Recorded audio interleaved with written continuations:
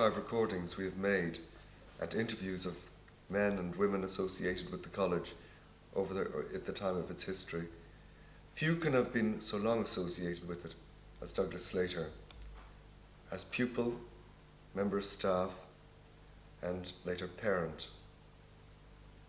Douglas Slater, you came to the college over 60 years ago, yes, in 1932. 1932, that's right. Yeah. And could you tell us what it was like in those years, your first impressions and your memories? Yes. My first impression was that the college was very isolated from Dublin. The suburbs, the suburbs didn't come up to the college as they did, and we felt it was a very remote place. My first impression really was of discomfort, I think, coming from home. It was cold. The food appeared to me to be pretty bad. I think it was.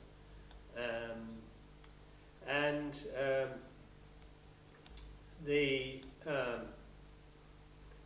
was a great deal of bullying there. This was my first impression, that we as junior boys were very much harassed by the senior boys. And what form would that bullying take? That bullying would take the form of bringing the junior boys out, making them sing, throwing bits of mud at them, and various things of that sort. There were only 55, Yes. approximately, in your memory, That's right. pupils here. Is it not surprising that a group of that should, in a sense, really be a family writ large, only 1/6 of the number that we have here now? Does it surprise you in retrospect that there was so much bullying? It does, now that you point it out. Yes, it does indeed. Was it ever addressed by the members of staff? No, not so far as the staff. I think the reason why it persisted was because the staff lived in isolation in their common room, and they only came into the school. They wouldn't, in fact, come in except on formal occasions, when they came to take a class, or when they came in to hall to have a meal or something like that. They didn't wander through the school as they probably should have done. And did anyone ever complain to anybody in your memory? I don't think so. We were all too, I suppose, scared to complain, and we thought it was sneaking. You know, it wasn't the thing to do. Stiff upper lip with the attitude. But I think of the two probably being scared to say anything. And did you in turn turn into a bit of a bully when you got older? I probably would have, but something which I'm going to tell you now prevented that. What was that? That was the coming of a new warden. You see, I came with Warden Armstrong. Warden Armstrong was a person who was a very good scholar, a very able scholar indeed. A remote man, a strange man. I didn't actually understand him because I was a boy of 13 or 14. Did he teach you? He never taught me. He only No. taught the sixth.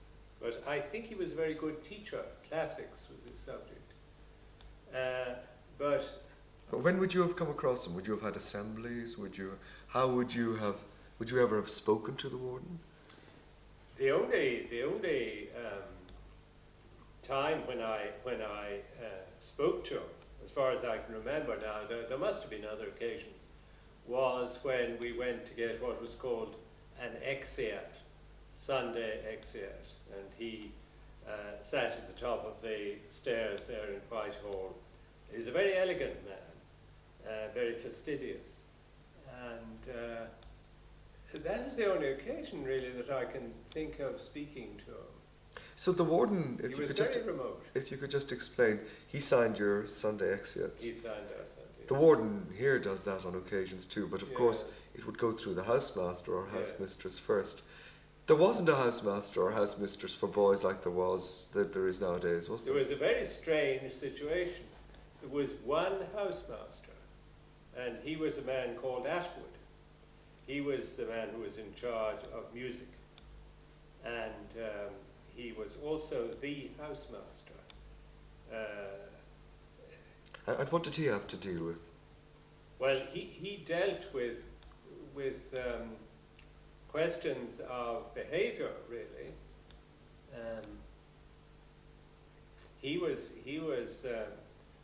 There were 7 or 8 masters, I think, there, and he was the one I disliked most. I think he was, don't like to say anything about people who are dead, but I certainly didn't like him, and I think with good reason.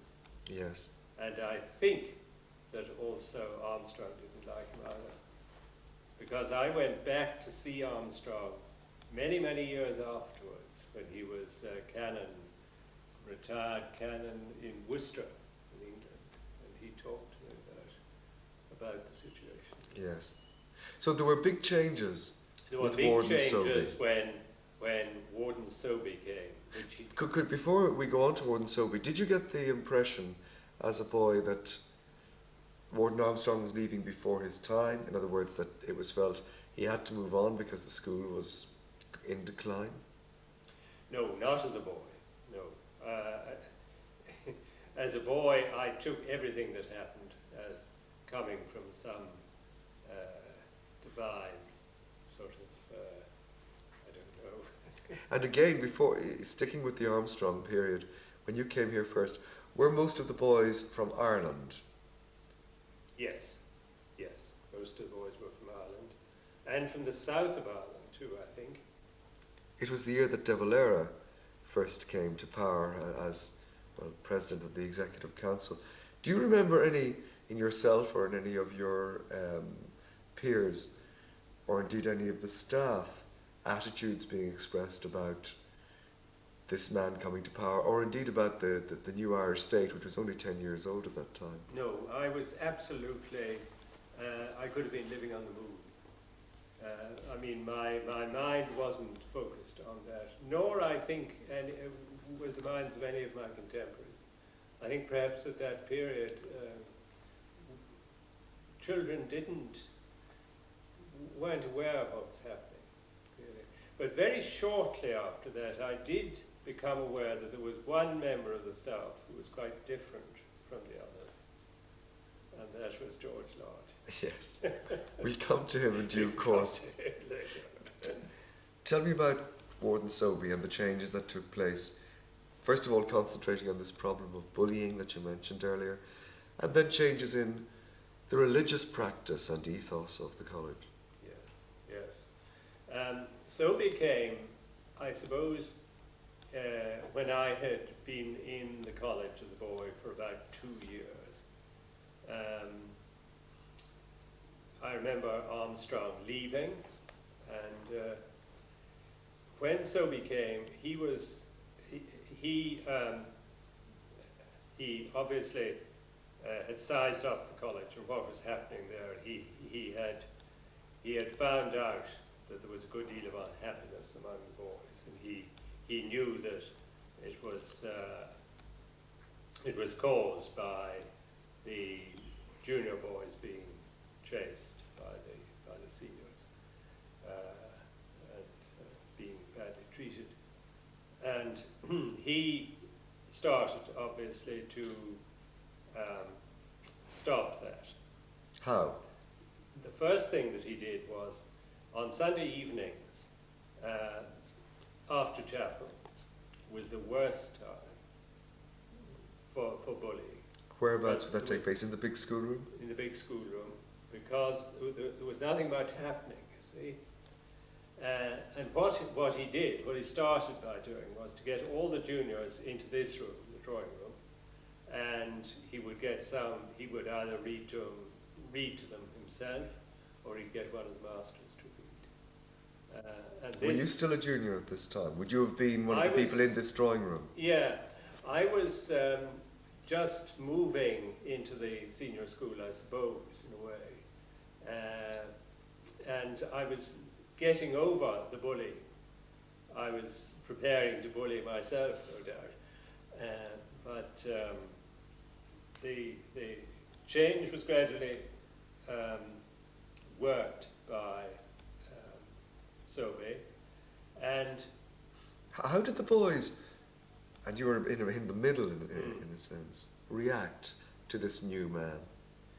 the senior boys reacted badly. They, most of them, I think, they didn't want this new man coming in to change the state of the establishment in the school. They also resented the fact that he was English, I think, talked a lot about the school from which he'd come, which was St. Edward's, talked about the St. Edward's spirit, which he wanted to bring into St. Columba's. But the way in which he got over the bullying situation and changed the whole face of the college was partly by getting in new staff. He, in some way or another, he got rid of or persuaded to go most of the older staff. I suppose about half of them. Well, there were only 7 or 8. But Ashwood went, Ponte went. A man called Jones went, a man called Lewis went. And he got in people who were extremely good at bringing in a new spirit. P.J. Morris, who taught English and who was a wonderful person in getting in touch with the boys. Gruco, who replaced Ashwood, and he was great. And he was. I wasn't particularly interested in music, except in getting out of being taught by Ashwood. But he was extremely good at. I mean, I think he changed the face of the musical side of the school. And was it during Sobey's time that George Lodge came, whom you mentioned? Oh no, George Lodge had come, I think, I was just looking back over his, and I think he came in about 1921, 22. I may be wrong there, but he'd been there a long time. Talk a bit about him, because he said he was different from the others. Yes, he was different from the others because he had come to St. Columba's. He was appointed by Armstrong, and the story was, I think it probably was true, that he came to teach as a substitute master for a week, and he stayed for the rest of his life. It was curious because he was, in the first place, he was a nationalist, very enthusiastic nationalist. He was mentioned, we always knew, in the Sinn Féin handbook, which was the thing that we always looked up, a young man named George Lodge, and he did various things in England. And he obviously never changed that attitude. He was a Roman Catholic, very devout, and... Did he attend chapel? No. He was a very conservative Roman Catholic. Probably most Catholics were then. And he always was very good at attending Mass and keeping the Friday fast and so on. He was actually a very good man. I think he was a heroic figure myself.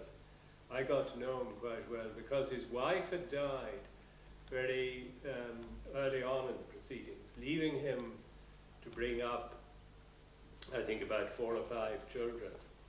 And he did this extremely well. And life cannot have been easy for him. Now that we're mentioning chapel, what about these changes that Sobey introduced? That was a key to the Sobey regime, not just from a religious point of view, but from the point of view of the whole college, as I'll explain later. Armstrong, the chapel services during Armstrong's regime had been normal Church of Ireland, that was fairly evangelical by Anglican standards. Sobey was a Tractarian, High Church, Anglo-Catholic, And he gradually instituted this regime into the school.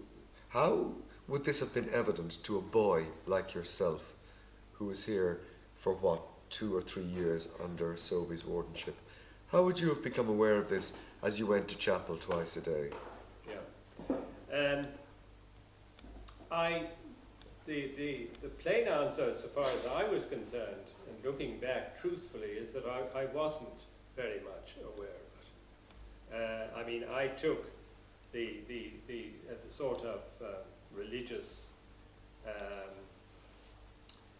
the religious atmosphere as something which was given, and I didn't question it. And I wouldn't have noticed it very much. It was only on looking back, and when I came back as a member of staff, that I was really aware of it. And of course it came in very gradually too. And what, could you just tell us what forms it did take? Yes. Greater emphasis on the Holy Communion, more celebrations of the Eucharist. I don't think that Sobey went against the canons of the Church of Ireland by putting in candles at that period, but he did later. And this was a tremendous step at that time in Church of Ireland circles. Who was the chaplain then? There wasn't any chaplain when I was there until towards the end. There came a man called Lynn Miller, who was a remarkable person and would need a... Well, could you say a bit about him? Because he's the one who appears in Lord Dismiss Us as Cyril Starr, isn't that correct? I think that's right, yes. What was he like? Was he very high church? Yes, he was very high church, and this was the first time that I began to notice. I was actually chapel prefect, but I wasn't influenced by him very much, nor did I talk to him a great deal. I don't know why. He had a following in the college of boys who were called the Linnets, who stayed in his room quite a lot, and whom he influenced greatly, and that influence remained with a number of them into later life. What sort of influence? His influence that he converted them, which is not quite the right word, but he influenced them towards the Tractarian view of the Anglican religion. Yes. Well, you came back again. I came back as again. a member of staff in 1947 That's for right. Sobeys' last 2 years as warden. Sobeys' last 2 years. And what changes did you see when you came back onto the staff? In other words, had there been a great revolution? There must have been, for example, many more pupils, many more boys here by the time you got back here as a master. That's right. Yes, I think the thing that I noticed most was coming into the common room, that there were more people in the common room, of course, at that time, and because very few of the masters were married, we seemed to be a very considerable gang of people in there. There were about 14 or so would sit down to dinner in the evening. There was a considerable division, I think, I sensed as soon as I came onto the staff, between those who were pro-Sobey and those who were against.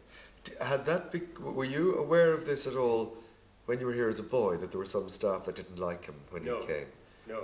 But by the time you came in 1947, there was a clear division. Would that surface openly among staff, for example, at dinner in the evening when you'd sit down? Yes, it would. In what way? The staff who were against him, who were, I suppose I can mention who they were. Yes. George White and Willis, but not quite so open. Because he was sub-warden. Because he was sub-warden, yes. That's right. And he didn't feel, I don't think he felt so much as George White. George White was quite emotional about it. And what did you feel? Or did you feel anything, one way or the other at that stage? about Sobe? Well, I'd always known that Sobe, for all his good points, and I mean he was, so far as I was concerned, as a boy, he was a saviour. Yes. He was a person who sold the school, and he would do almost anything to persuade people to do what he wanted to do, and thus his attitude to the truth wasn't always as possibly it should have been. Yes. But he saw that the end did justify the means of keeping the place in business. And certainly the school wouldn't be here today, I think, if it hadn't been for him. It was terrific. But I also was aware that you couldn't quite trust everything that he said.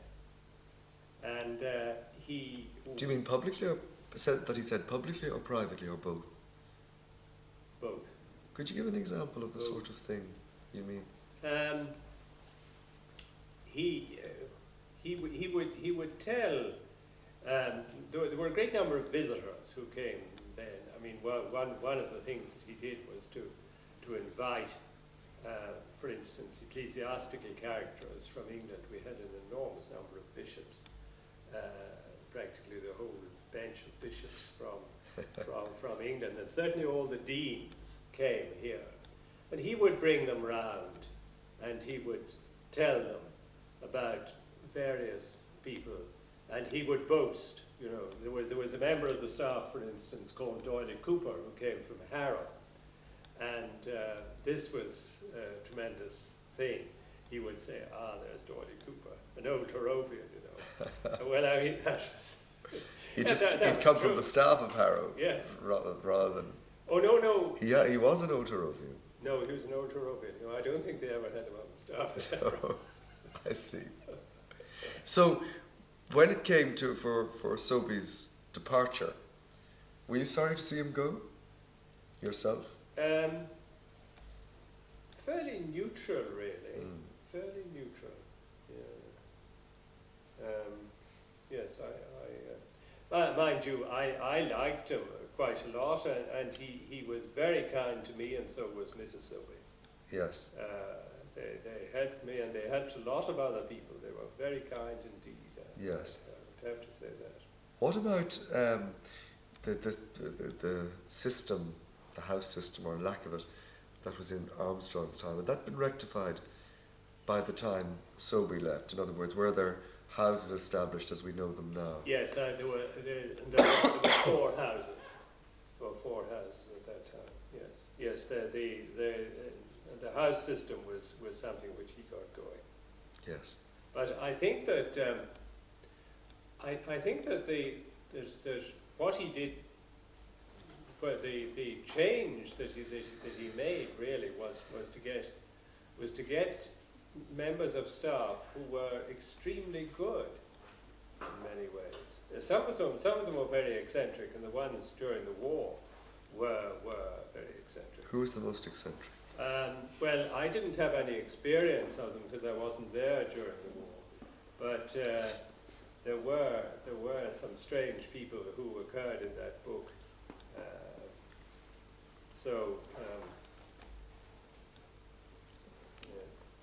Who were the people when you came here, apart from Sandon Willis and George White, that were the powerful members of staff, or the ones that really held sway and had influence?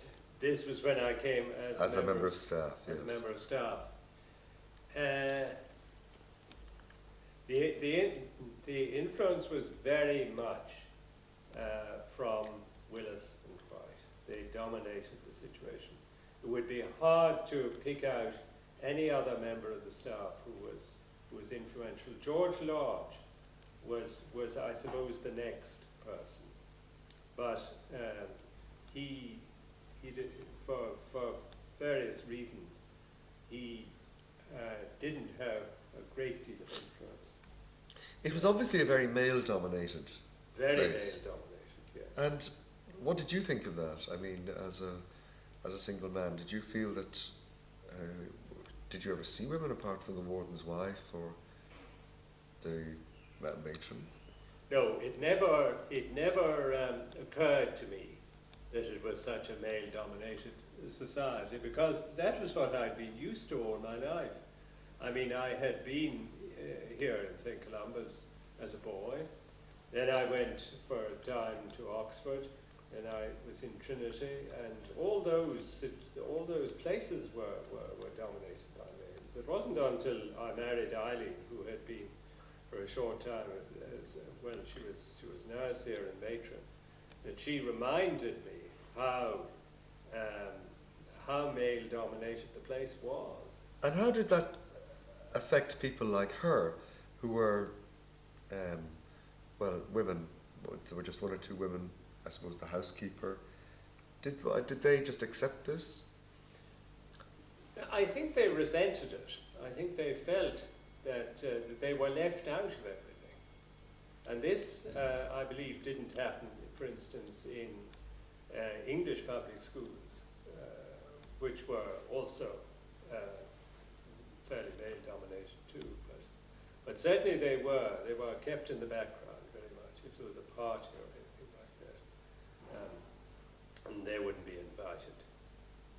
Did you see that change in your time with the advent perhaps of more married masters by the time you left the staff in 1959? Yes. There were more married masters, as you say, and although there were no women on the staff, no, there weren't any women on the staff. The fact that a number of the masters were married certainly had an influence. You mentioned your wife Eileen, who was a nurse here. What about the medical staff, who were a group that we don't often find as very much part of college life? When I came here first, Dr. Doyle used to come into the common room for a cup of tea at break, but now we never see the doctor. What sort of a role, if any, did they play? Well, when I came here first as a boy, there was a very old man called Crowley, Dr. Crowley. He was a fellow of the college as well. And he was so old that he came to look at a boil that I had on the back of my neck, and I thought I was going to have my eye put out. That's the matter thing. Then he was succeeded by a very dominant person, dominant figure in Irish life, in Dublin life at any rate, who was Bob Collis. He was an extremely well qualified child specialist, but the problem was that he was such an important person that we didn't see him very much, and whenever he was needed, he was away in Czechoslovakia or somewhere. From that point of view, he wasn't really a good doctor for the college. He was a great friend of Mrs. Sobeys, and he was of course a great rugby player too, and he occasionally came up and took practices and so on. But then he was succeeded by Dr. Doyle, who was the doctor who I knew best, and I think he was a very good doctor. He liked the college, and even though he also was a very skilled child specialist, he came up to the college a good deal, took a great interest in the boys, took the senior boys out to rugby matches and so on, and was very shrewd in his judgments of the boys, according to my wife, and according to my experience too. But it was I think you had him paying attention to the college because he happened to be very interested in the college. He liked it. He liked coming up here. It wasn't that it was professionally a good thing for him. because I think professionally it was sort of lost time in a way. Yes. Yeah. Well, we're now on to your third warden. Before, after you've been here 2 years, Argyll Martin coming. Argyll. That's right. Yes. Yes, I remember meeting Argyll first. He came in 1949. Yes, that's right. I went down and I met him in Bewley, so I had a cup of coffee with him. And, How did he strike you? he struck me as being a very pleasant person indeed. He, of course, was from the point of view of an Irish person, he was very English too. So he was very English as well. But they must have been very different men in They were character. very different men. Yes. What was the main difference? The main difference was that Argyll was a product of the school that he came from, which was Marlborough, and he was very public school. He was a person who wouldn't have done the sort of things that Sobey would have done. He was More cautious? He was much more cautious, and his regime reflected the sort of person that he was. He made the school into a very good running establishment, and he got games going very well. Mind you, so we did these things too. But he wasn't flamboyant in the way that Sobey was. I mean, he for instance, he was a clergyman too, of course. He didn't invite deans and bishops from England. He invited to preach here the ordinary run-of-the-mill Church of Ireland clergy from around Dublin and so on. He wasn't a man who would advertise the college or advertise himself. He was quite a modest man. And how did things change in the chapel, from a religious point of view? He was actually came from a very evangelical background. When I met him first, he had great fire as an evangelical. I think it wouldn't be unfair to say that he gradually lost that fire for some reason or another. I don't know. Personally, I was glad he lost that extreme evangelical fire. But his father had been, and his mother had been, obviously very religious people, people of great character. Indeed, I met later. But he changed the whole tone of the chapel services, bringing it back to normal Church of Ireland.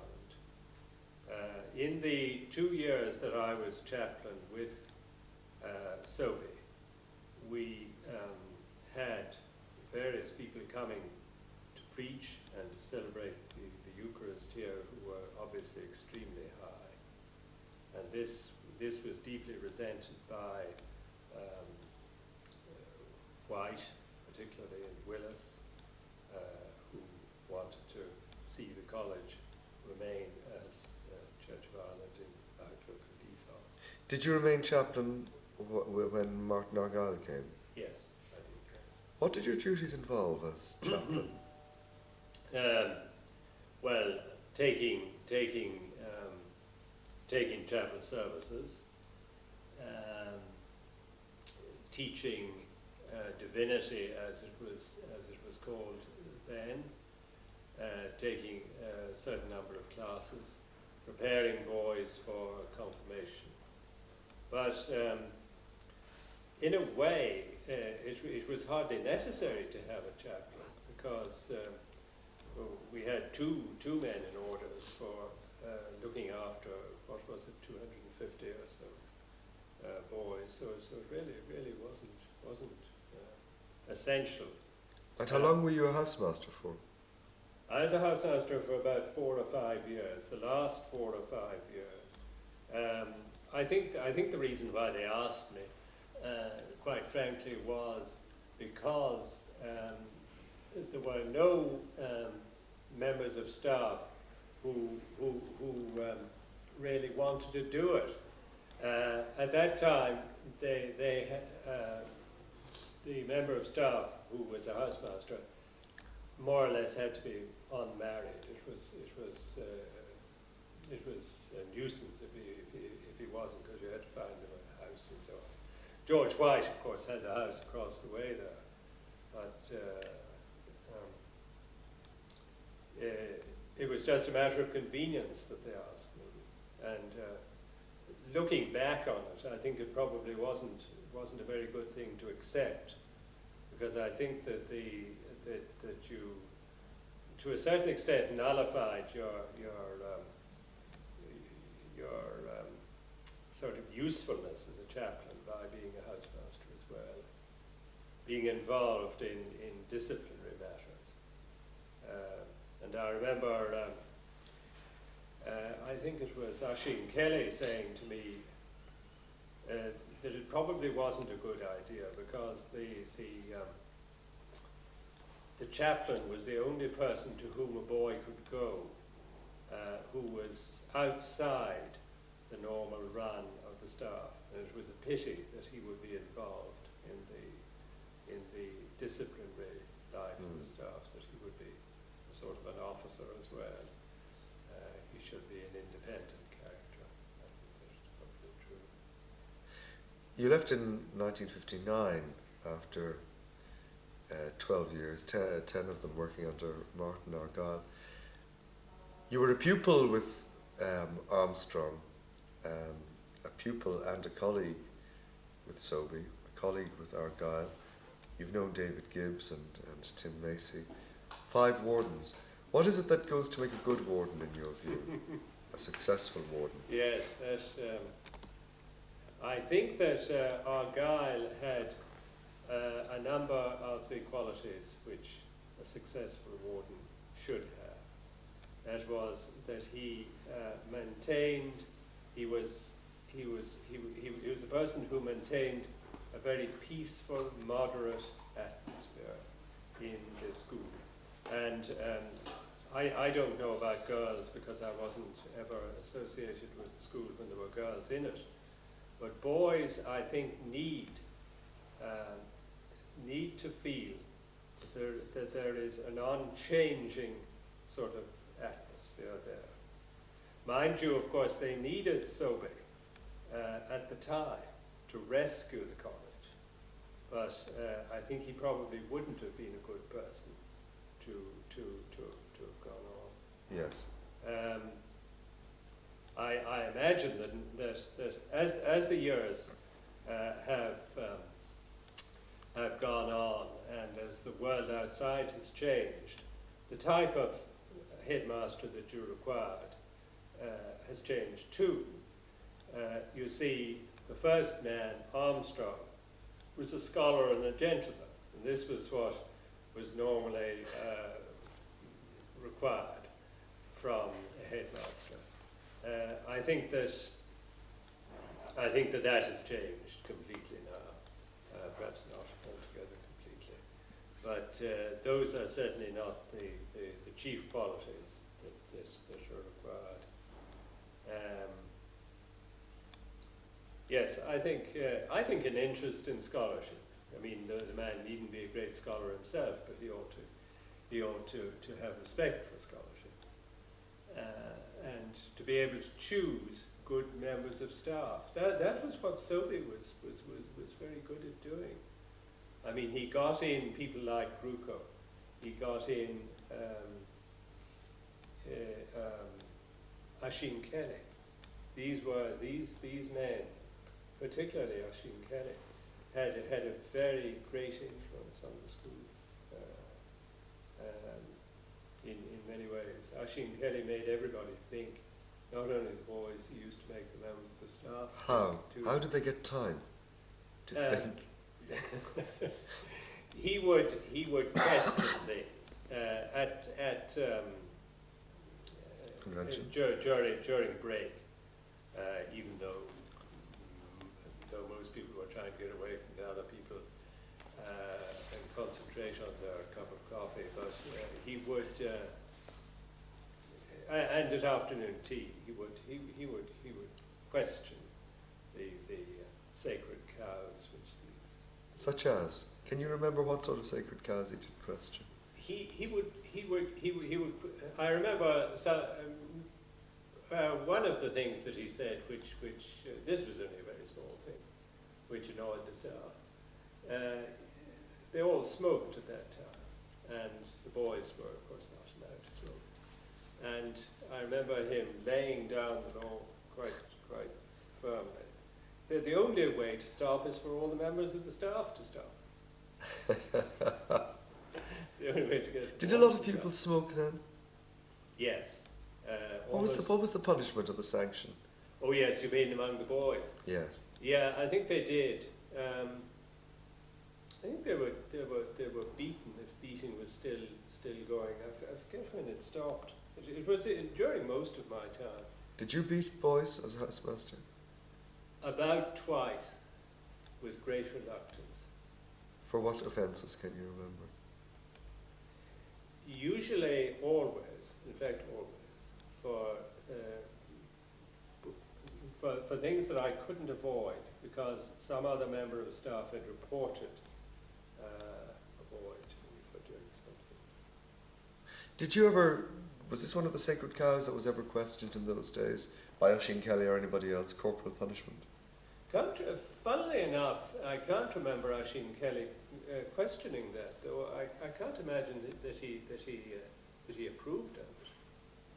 I can't remember him ever. In retrospect, do you think it was barbaric?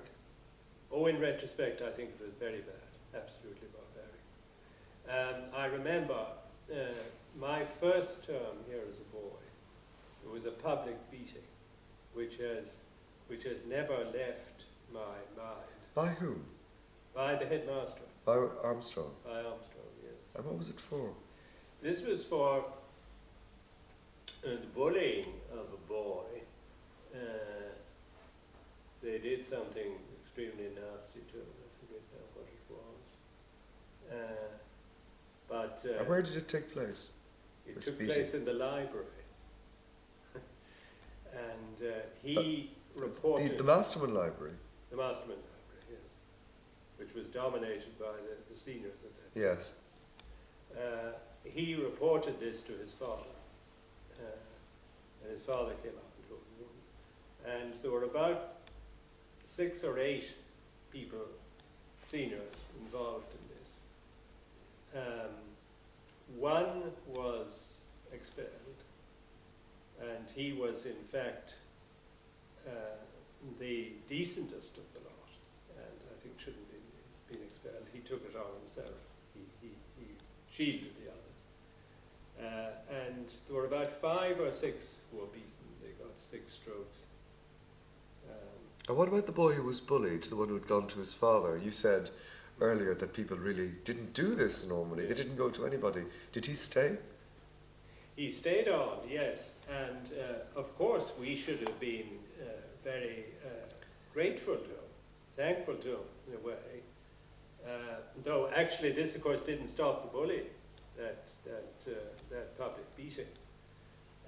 But he came back, and we were fairly nasty to him as a sneak. This is not a very pleasant reflection on human nature. No. But that was the situation. But the public beating is like watching a public hanging in a way. But it is one of the things that stuck in my mind. What other punishments were there over the years? I mean, that one that you instanced went back to the 1930s. But during your time, I mean, apart from corporal punishment, were there any other punishments that we might now consider pretty harsh? Yes. There was a drill sergeant at the time, Sergeant Major Mangan, and he had actually great connections with the college because his son, his grandson stayed on in college and employed in various ways. And his great-grandson is now a pupil. He's now a pupil. Yes, indeed. Sorry, you were saying. He was a great character. He had fought in, I suppose it must have been the First World War, and he took drill every day. At break, we had, I suppose it was a quarter of an hour or so, and he drilled us in the way the British Army would have been drilled. I remember learning how to form squares. I don't think the British Army had formed squares since the Battle of Waterloo, but I remember being taught how to do it anyway. Where did the punishments come in? The punishment came in because every week, I think twice a week, there was a punishment drill, which was taken by him, and you had to do various things like hopping round on one leg and so on, which was very, very painful. Did they have detention like we have now? Where they went in and did some work? Yes, there may have been some detention, and there was a writing of lines. I remember writing lines, 100 lines or something. How often did you get home when you were here as a pupil? I think the juniors got home on 3 Sundays in the term. Seniors a bit more? Seniors 4 Sundays, something like that. Yes. It was really very little. And when we went out, we wore bowler hats. They were necessary, and we dumped them in the hedge as soon as we got out, because if you walked down as far as Whitechurch to get a bus, you were shouted at by the people who were non-members of the college. 60 years on, you come back here to preach. Do you see huge changes? What do you think of the fact that we're fully co-educational now? Yes, that is the change that strikes me most, of course. Yes, I stand in the Chapel Square and so on. I wonder where the dickens all these girls have come from. Yes, that is the. Do you approve? Oh yes, I thoroughly approve. I mean, I have had no personal experience of it, except from my son Richard, who was at the school, and I think that he would have been very unhappy, really, in a school that was unisex. I think that not only was it good for him psychologically, but I think that he gained a great deal by the friends he had who were girls. I think they helped him greatly. Well, you looking at from the point of view of a parent at the college during the 4 or 5 years that Richard was here in the 1980s. What did the place give him that maybe it didn't give you, or that maybe what shared experiences did you have as father and son? You must have talked about it quite a lot. He didn't talk about it a great deal, really. But I think that the teaching, the range of teaching, was a great deal better. You know, the textbooks were very much better. On the whole, the teaching was very much better. One thing which I have noticed, which I think was not better, was this: that after the leaving certificate, when we had done the leaving certificate, which was a much less exacting examination, and when I was here teaching too, the boys who had done it would stay on in the college, and they would read, and they would play tennis and swim and so on. The summer term was longer then, of course, and they were quite content to do that. But when Richard was here, as soon as the examination was over, they all went home, which was a curious attitude. I mean, a changed attitude, and one which I was sorry for, because the college in the summer is a very pleasant place to be. I think it's a change in the attitude of the of teenagers. You know, that they wish to get away from the place. Do you think that that's because they have a different attitude to life generally from when you were a teenager? I think it probably is. I don't. I mean, I really don't understand enough about their attitude to life. What are the qualities, finally, Douglas Slater, that you see that have endured over the last 60 years in the college?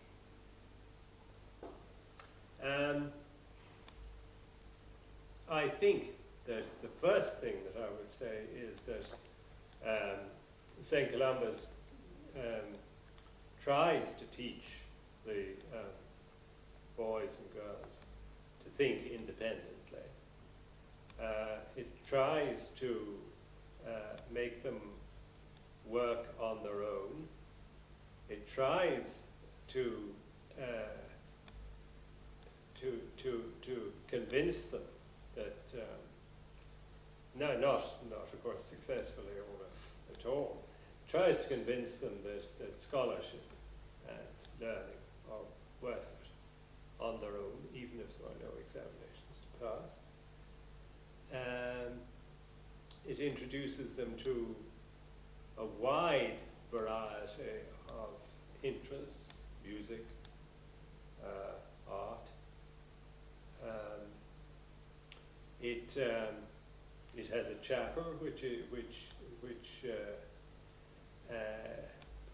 is the centre of the college, and to some extent, with some boys and some girls, would have a considerable influence, I think. I suppose that other schools would do the same, and increasingly, I think I think probably the general standard of education has come up. And the thing, of course, that I deplore now is the fact that people have to feel that they have to go to these cramming institutions, and that they have to stop before they finish their career here. I think this is the thing that I see as the most unpleasant feature, the most feature to be deplored. Dr. Slater, thank you very much. Thank you.